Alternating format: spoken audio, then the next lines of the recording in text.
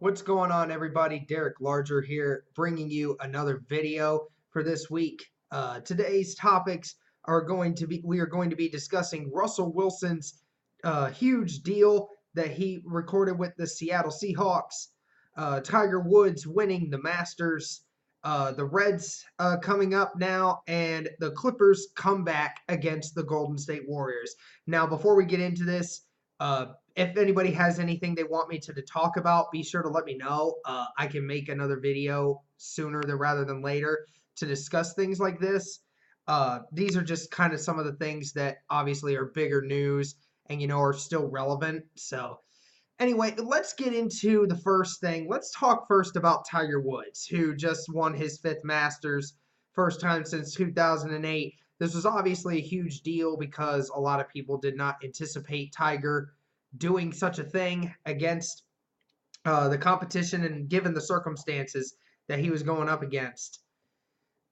Just about 2 years ago, Tiger Woods was telling everyone that he was done, that he just could not do it anymore. His back just didn't allow him to do it.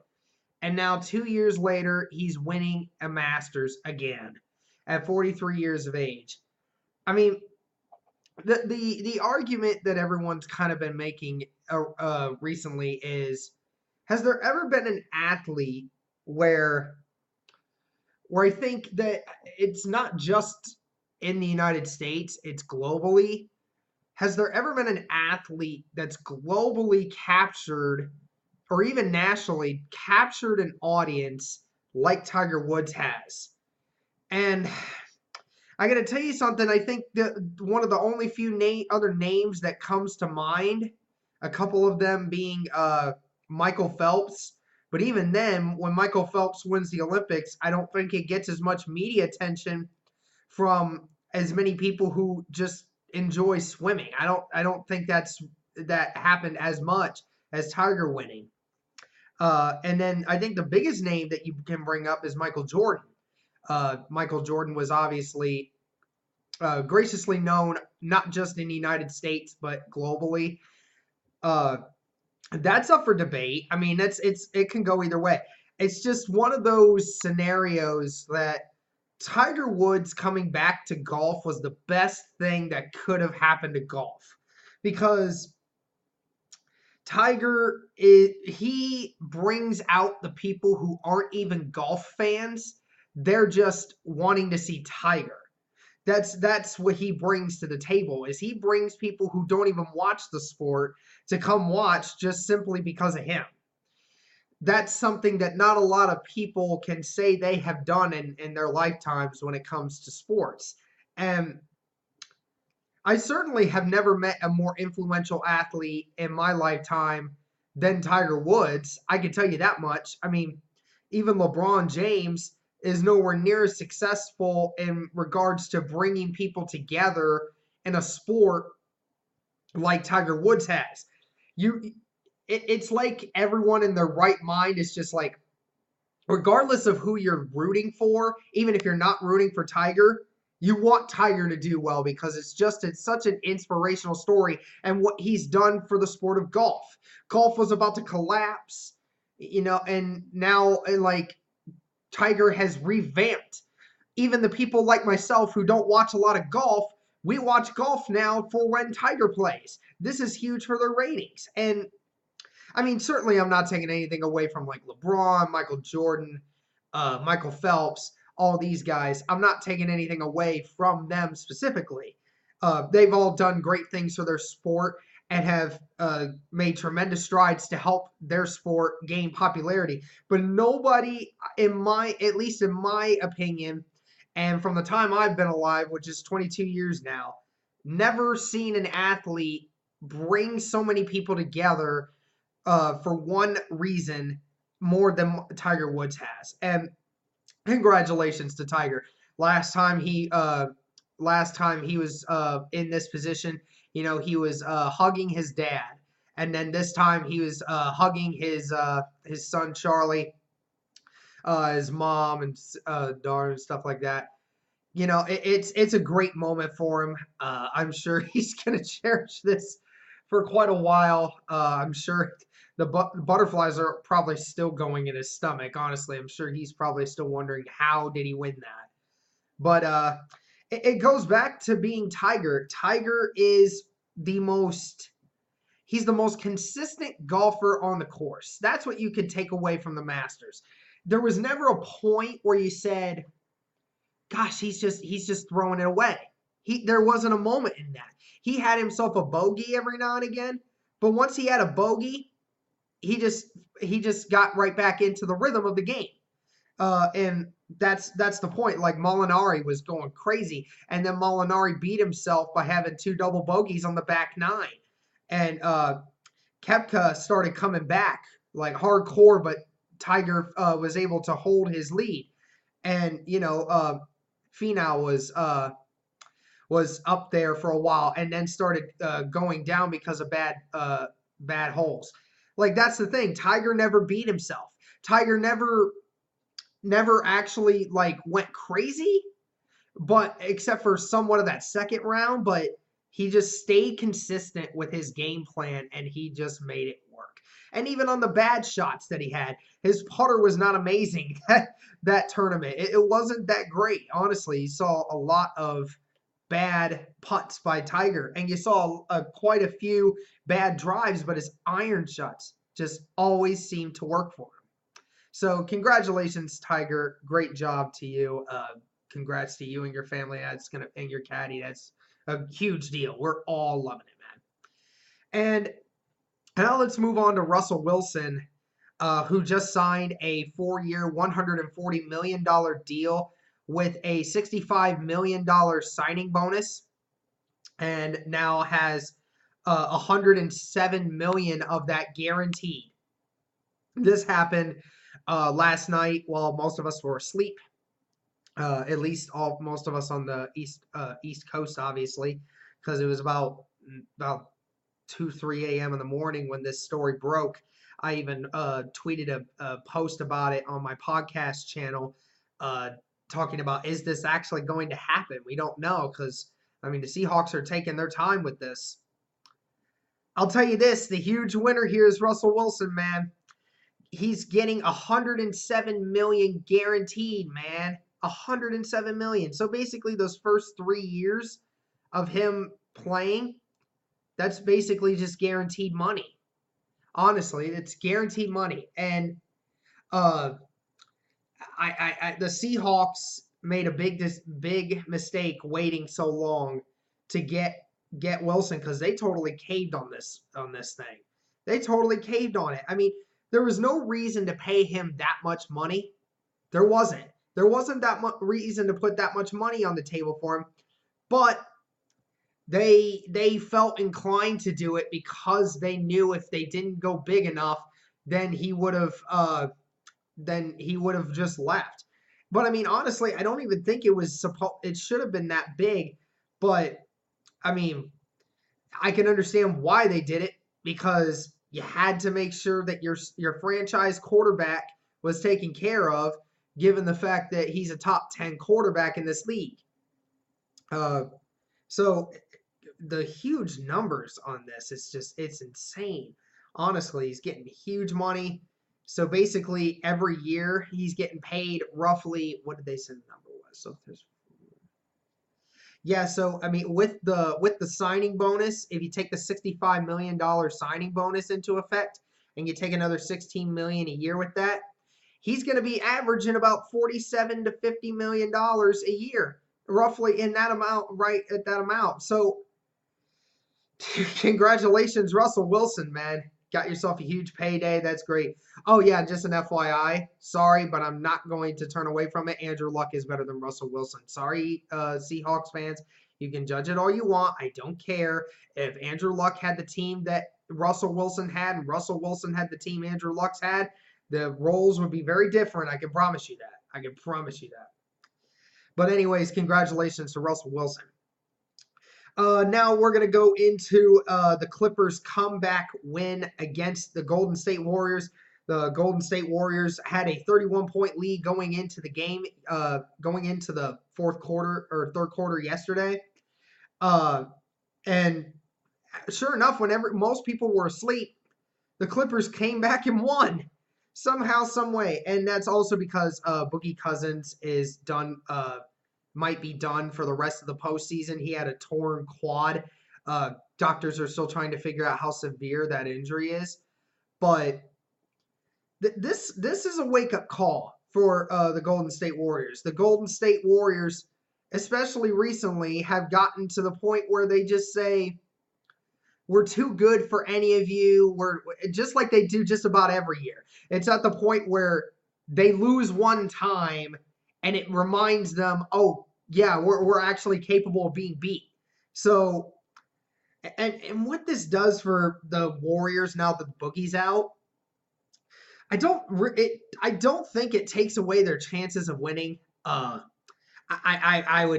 still having them winning it all regardless, and I think that anyone who says differently is weird about it, because I think everyone kind of agrees that even though you lost Boogie Cousins, you still will win this no matter what, because you still have 4 All-NBA stars on your team, or at least 3. I don't know if you count Draymond Green in that scenario, but anyway.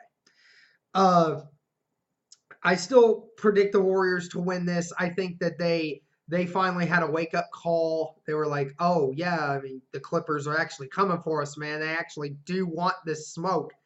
And I think that the Clippers are ready for this smoke because Patrick Beverley and all these other boys. Congrats to the Clippers. That is a shameful game by the Warriors. There's no reason you should ever lose a 31-point lead, especially with the team that you have. But I think it'll finally give them a wake-up call, and I still anticipate them to win the championship until proven otherwise. Or if maybe if the Clippers steal one game out of this, maybe something weird happens. I don't know, but I think the Clippers, best case scenario, I think for the Clippers is that they're going to come out of this home series 2-2. It's going to be a tied series going back to Oracle. And that's pretty much the best case scenario I can imagine happening right now. And the last topic for today, we're going to talk a little bit about the Reds. And I'll also kind of discuss, the Colts coming back to the team this offseason, since, all the players came back to training camp and stuff yesterday. I'll be sure to bring that up here in a second. But anyway, we're going to go to the Reds, who are now 5-10. They are 5 games back from the Brewers right now. The last time I made a video, the Reds had won their first game since opening day, and had beaten the Marlins 14-0 in that game. The Reds have won 4 of their last 5 after dropping a 4-3 loss against the Dodgers in the bottom of the 9th yesterday. Really, obviously the record's not looking great, but if you look at what the Reds have been able to do over the last 5 games, they've played very, very well, honestly. And the batting has obviously increased. Their batting has tremendously improved over the last 5 games, which is great to see. It looks like the Reds have finally figured out their offensive rhythm. They finally figured out the system of how to start hitting the ball more effectively, and it's going around the ball club. Everyone seems to be putting the bat on the ball a little bit better now, including Winker, and that's great to see. And also shout out to Yasiel Puig for doing what he did yesterday. First at bat back home against the Dodgers, against his former team, the Dodgers, and his former teammate Clayton Kershaw hits a 2-run bomb on his first at bat. That was impressive. That was fun. That was all over the internet. So yeah, like I said, the Reds are still 5 games back from the leading team in the division, the Brewers, and that really stinks, because it stinks we couldn't win that game yesterday because the Brewers are facing the Cardinals. This would be a great time for the Reds to win these next 2 or 3 games against these next 2 games against the Dodgers, because winning those games, and then if the Cardinals were to lose at least one of the next 2, then that's perfect for you. You're starting to climb up that ladder a little bit. because I think we can all agree that the Brewers are easily the best team in the NL Central at this moment, and it doesn't look like it's really going to change that much. But if the Reds can contend with the Cardinals, that's what they need to do. And the starting pitching for the Reds has been great. Even though Luis Castillo had himself a little bit of a problem yesterday against the Dodgers, it was not Castillo's best game. It was his worst game of the whole season, of the 4 starts that he's had, and he only gave up 2 runs. And he gave up those 2 runs strictly off of putting people in bad positions. He walked a guy. I think he walked 2 guys in the first inning, and then got Cody Bellinger to put him in a bad position, and then he obviously walked a guy home. I think it was the 5th inning, I believe. And so it's like Castillo didn't have a great game yesterday. And he still struck out at least 7 batters. I don't remember the number off the top of my head, but I know that he had struck out a good amount of batters. And so his control was not very good. And I don't know what it is about Raisel Iglesias, but Iglesias has just not been himself so far. Had his struggles so far. Obviously, he gave up the 2-run bomb to the Dodgers. I still have faith in him because I know what he's done. I just don't know if his confidence is there yet, or the stuff is just not there. I don't know. Don't know yet, but you hope that Raisel can come back from this. At least he's having these problems now versus later. But anyway, I am happy with what the Reds are doing right now. They're bouncing back. They're starting to find an offensive groove, and it's good to see them finally back on the winning track now. Hopefully they can win some more of their games here and get closer to 500 and for the next video that I do, and hopefully I'll have better things to say on top of this. And last thing to talk about, talk a little bit about the Indianapolis Colts. Colts fans have been talking a lot about Andrew Luck in the news recently. The first thing talking about, he first was in the drink commercial, the Body Armor drink commercial with Mike Trout showing off his dance moves. That's something we haven't seen him in a commercial in years. And also him getting married to his longtime girlfriend that he's had for like 10 years now. So this offseason, we don't have Andrew Luck in the headlines of, oh, he hurt himself. There actually hasn't been anything about him in the headlines this offseason. He's kind of gotten away. And Ballard and Luck and all these other guys have been saying that's good. We kind of wanted him to, get out and enjoy life this year because he was actually healthy. He was healthy and was actually able to, go out and enjoy life injury-free and do whatever he wanted to do. And it's great. It's great to see your quarterback doing that. And now that, 29 years of age, about to be 30 here soon, knowing that, he's in the healthiest and in the best shape that he's ever been in his entire career so far.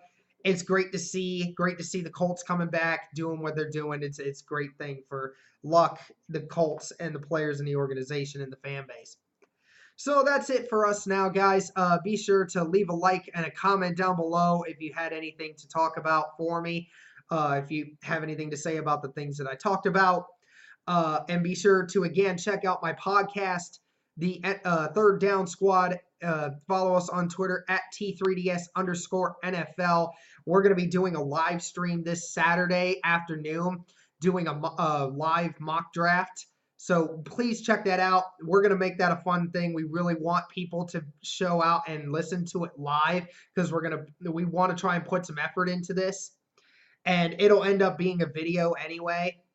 So if you can't make the live broadcast, then at least or the live stream, at least then you can see it on a video later on. But that's it, guys. Until next time, peace.